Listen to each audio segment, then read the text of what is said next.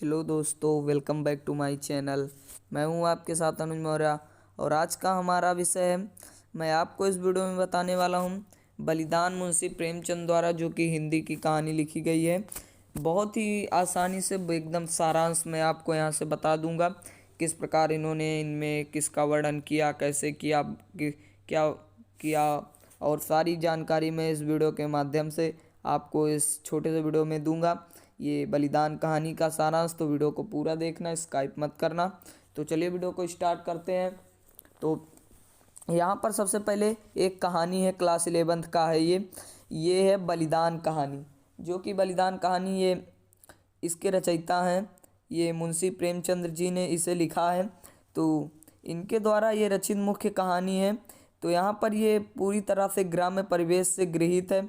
इसमें किसान वर्ग के खेत खेती, एक निष्ठा, लगन, समर्पण, स्नेह की भावना को आदि को दर्शाया गया है। इस कहानी के माध्यम से यहाँ पर सब कुछ इन्होंने बताने का प्रयास किया है। तो यहाँ पर उसके किस प्रकार अपने ज़मीन के लिए मान प्रतिष्ठा होती है, यहाँ पर इन्होंने ये भी बताया है। तो चलिए देखते हैं, कहानी को शुरू करते हैं। तो यहाँ पर सबसे पहले यहाँ पर देखते हैं, यहाँ पर इस कहानी में हमें एक हरखू नामक एक किसान था और उसका बेटा जो गिरधारी, उसके बारे में हमें यहाँ पर बताया गया है कि किस प्रकार उनका खेत दूसरों द्वारा हड़प लिया जाता है। जब हरखू की मृत्यु हो जाती है तो किस प्रकार दूसरे द्वारा उनका खेत हड़प लिया जाता है और वे बड़ी मुसीबत में आ जाते हैं, उनका कोई इज्जत नहीं करता। तो सबसे पहले देखते हैं यहाँ पर आज का हरखू मतलब कोई 20 साल पहले हरचंद कुर्मी हुआ करता था। आज से 20 साल पहले कोई हरचंद नामक कुर्मी हुआ करता था। इन्होंने ये अपनी कहानी में यही बताया। तो उस समय उसके यहाँ शक्कर बनती थी, मतलब वो शक्कर का कारोबार चलाया करता था। उसका कारोबार खूब फैला हुआ था, जगह जगह उसके शक्कर की सप्लाई होती थी और वो बहुत अच्छे धन कमाता था। कई हल की खेती थी, मतलब उसके पास कई हल थे और उसके बहुत बड़ा खेत भी था। देश और विदेश में भी उसका शक्कर का कारोबार हो रहा था और हरकचंद्र से हरखू हो गया। धीरे धीरे वो हरकचंद्र से हरखू, उसके पास 5 बीघा जमीन थी, 5 बीघा जमीन उसके पास थी और केवल एक हल की खेती थी। मगर उसका स्वाभिमान आज भी 20 साल पुराना ही था। इसीलिए गांव की पंचायतों में आज भी उसकी सम्मान की दृष्टि से देखा जाता। मतलब उसके पास जो इतनी ज़मीन थी वो सब पे स्वाभिमान, सब अपने स्वाभिमानी था और इसीलिए उसे गांव में अच्छे नज़रिए से देखा जाता था। उसे पंचायत में सम्मान मिलता था, पंचायत में उसे बुलाया जाता था, उसके बिना फैसला नहीं होता था। तो जिस प्रकार आप देखते हैं गांव में पंचायत वगैरह होती है तो वहाँ पर भी बहुत सारे लोग इकट्ठे होते हैं। तो वही यहाँ पर बताया गया, ये स्वाभिमानी था जिससे इसे पंचायत में बहुत ही सम्मान दिया जाता था और गांव के अनपढ़ लोग उसके सामने मुंह नहीं खोलते थे। हरखू ने अपनी जीवन में कभी दवा नहीं खाई। हरखू का ये रिकॉर्ड था, चाहे जितना बीमार हो जाए, चाहे जो हो जाए, लेकिन उसने कभी आज तक दवा नहीं खाई। तो ऐसा नहीं हुआ बीमार ही ने, मतलब वो बीमार होता था तो उसे मलेरिया से भी पीड़ित था, लेकिन वह बिना दवा खाए 10-5 दिन में ही ठीक हो जाता था। इस बार वो मतलब अब की बार वो कार्तिक माह में बीमार पड़ा तो ठीक ही नहीं हो रहा था। उसने खटिया पकड़ ली, उसने लगा कि अब उसके दिन आ गए हैं।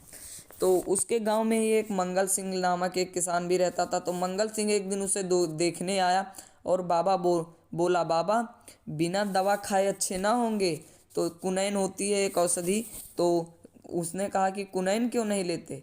हरखू ने उदासीन भाव से उत्तर दिया, तो लेते आना भाई।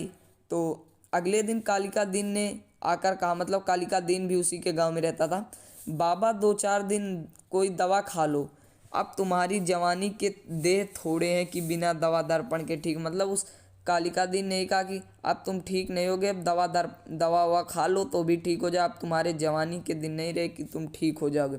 फिर हरखू ने फिर उसी मन भाव से कहा कि तो लेते आना। तो उसने भी हरखू ने उससे भी कह दिया, मंगल सिंह से भी, कि मंगल सिंह और कालिका दीन दोनों से कह दिया भाई लेते आना। हरखू ने उसी मंद भाव से कहा। तो अब बात ये थी कि कोई दवाई लाए कि नहीं लाए।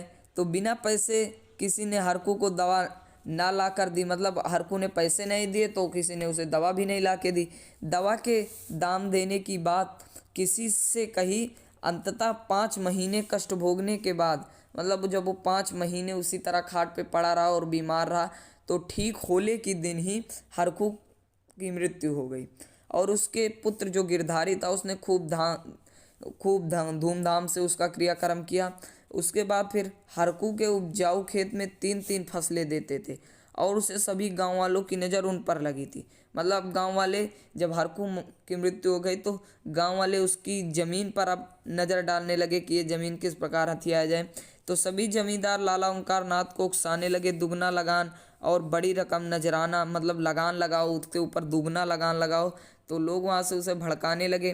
तो गिरधारी की से खेत छुड़ाने के लिए एक दिन जमींदार ने गिरधारी को बुलाकर कहा, तुम 8 रुपये बीघे पर जोतते थे, मुझे 10 रुपये मिल रहे हैं और नजराने के रुपये 100 अलग। मतलब उसने कहा तुम 8 रुपये जब वो बीघा पे जोतता था खेत अपना, तो अब कह रहा है कि अब उसे 10 रुपये बीघा मिल रहा है और नजराने के रुपये 100 अलग, मतलब उसे नजराना भी अलग देना पड़ा। लेकिन तुम्हारे साथ रियायत करके वही रखता हूँ, पर नजराने के रुपए तुम्हें देने पड़े। गिरधारी ने नजराने की रकम देने में असमर्थ था, उसके पास पैसा वैसा नहीं था। तो उसने कहा भाई मैं तो ये नहीं दे सकता इतने पैसे। तो चेतावनी दी कि अगर 1 हफ्ते के अंदर नजराने की रकम दाखिल नहीं तो खेत जोतने नहीं पाओगे, नहीं तो मैं दूसरा प्रबंध कर लूँगा। अब उसने चाल चल दी उसका खेत हथियाने के लिए। उसने कहा कि अगर 1 हफ्ते के अंदर तुमने अगर लगान नहीं भरा तो फिर मैं तुम्हें खेत भी नहीं जोतने दूंगा। अब गिरधारी की पत्नी सुभागी दोनों खेत के हाथ से निकालने की चिंता में घुलने लगे। नजराने 100 रुपये का प्रबंध करना उनके काबू से बाहर था। अब उनके पास 100 रुपये नहीं वो कर रहे थे, इकट्ठा कर पा रहे थे, क्योंकि उससे पहले ही कर्जदार था। जेवर के नाम एकमात्र हंसली साल भर से गिरवी पड़ी थी। सप्ताह बीत जाने पर गिरवी को बंदोबस्त न कर सका। 8वें दिन उसे मालूम हुआ कि काल का दिन ने 100 रुपये नजराना देकर 10 रुपये बीघा लगान पर खेत ले लिए। मतलब 100 रुपये नजराना भर दिया और 10 रुपये बीघा पे वो खेत खरीद लिया। अब यह सुनकर गिरधारी बिलक बिलक कर रोने लगा। उस दिन उसके घर में चूल्हा न जला। सुभागी ने लड़ झगड़ कर कालिका दिन से खेत लेने चाहे, किंतु असफल हुई। गिरधारी अपने पुराने दिनों को याद करके दुखी हुआ रोता रहता। लोग उसे समझते कि तुमने पिता के क्रियाक्रम में व्यर्थ इतने रुपए उड़ा दिए। यह कहता मेरे भाग्य में जो लिखा था वह होगा, पर दादा के ऋण से वो ऋण हो गया। उन्होंने जिंदगी में 4 बार खिलाकर खाया, क्या मरने के पीछे इन्हें पिंडे पानी को तरसाता। इस प्रकार आषाढ़ का दिन आ पहुंचा। अब आषाढ़ आ गया, वर्षा हुई तो सभी किसान अपनी खेती बाड़ी में व्यस्त हो गए। यह सब बातें देखकर सुनकर गिरधारी जलहीन मछली की तरह तड़पता। अब वो भी सोचता कि मैं भी कैसे खेती करूं, लेकिन करता तो क्या करता। उसके खेत तो उस गांव के जमींदार ने ले लिए थे। गिरधारी ने अभी तक अपने बैल नहीं, उसके पास जो 2 बैल थे उसने वो अभी तक बेचे नहीं थे। तुलसी बनिए ने अपने रुपए के लिए धमकाना आरंभ कर दिया। अब तुलसी जिसने उससे 50 रुपये उधार लिए थे गिरधारी ने, अब उसे वो सेठ ने भी उसे धमकाना मंगल सिंह ने नालिश चाल, जो वहाँ का मंगल सिंह था, उसने चाल चल के उसके यहाँ जो बैल थे 2 वो 80 रुपये के होते थे, लेकिन उन्हें वो 60 रुपये में चाल चल कर खरीद ले गया बैलों को जाने पर परिवार फूट फूट कर रोया। उस रात गिरधारी ने कुछ नहीं खाया। प्रातःकाल उसकी पत्नी सुभागी ने उसे चारपाई पर नहीं पाया। जब अगले प्रातः हुई, बैलों के बिकने के बाद अगली सुबह हुई, तो सुभागी ने उसे नहीं पाया। तो उसने सोचा कि कहीं गए होंगे। दिन ढले तक भी घर न लौटने पर चारों ओर उसकी खोज होने लगी। गांव वाले उसे इधर उधर खोजने लगे, किंतु गिरधारी का पता नहीं। संध्या समय अंधेरा छा जाने पर सुभागी ने गिरधारी के सिरहाने दिया जलाकर रख दिया। अचानक सुभागी को आहट मालूम हुई। उसने देखा गिरधारी बैलों की नांद के पास सिर झुकाए खड़ा है। सुभागी यह कहती हुई आगे बढ़ी कि खड़े क्या कर रहे हो, आज सारे दिन कहाँ रहे। गिरधारी ने कोई उत्तर न दिया। वह पीछे हटने और थोड़ी दूर जाकर गायब हो गया। सुभागी चिल्लाई और मूर्छित होकर गिर पड़ी। अगले दिन कालिका दिन जब अंधेरे अंधेरे खेतों पर हल जोतने पहुंचा तो उसने देखा गिरधारी गिरधारी को खड़े पाया, वह गिरधारी की ओर आगे बढ़ा तो गिरधारी पीछे की ओर उठकर कुएं में कूद गया। कालिका दीन डर कर बैलों को वहीं छोड़कर गांव आ गया। सारे गांव में शोर मच गया। कालिका दीन की हिम्मत फिर गिरधारी के खेतों में न पड़ी। अब वह उसे भूत समझकर उसके खेतों में वह कभी नहीं गया। उसने इस गिरधारी के खेतों में इस्तीफा दे दिया। ओंकारनाथ के चाहने पर भी उसके खेत न उठ सके। अब गांव के लोग उन पर खेत नाम से भी डरते थे। तो ये है कहानी, ये सारांश था। मैंने कहानी का आपको एकदम सिंपल में बता दिया। तो चलिए, ये कहानी का उद्देश्य क्या था, प्रेमचंद ने इससे हमें बताने की कोशिश की। प्रेमचंद तो यहाँ पर बता रहे हैं कि ग्राम्य समाज के तो अनुपम चितेरे हैं।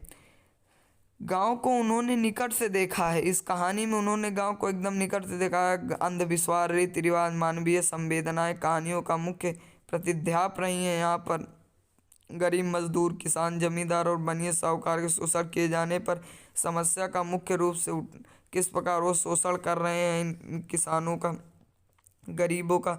झूठी शान शौकत पर हैसियत से अधिक खर्च नहीं किया जाना चाहिए।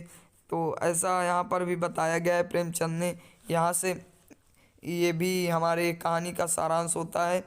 तो आज की इस वीडियो में इतना ही। अगर आपको वीडियो पसंद आया तो वीडियो को लाइक कर देना, चैनल को सब्सक्राइब कर देना और कमेंट बॉक्स में बताना वीडियो कैसा था, कहानी कैसी लगी आपको, कहानी इंटरेस्टिंग थी कि नहीं, ये बता देना कमेंट बॉक्स में और चैनल को सब्सक्राइब कर देना। धन्यवाद। मिलते हैं अगले वीडियो में, तब तक के लिए बाय बाय।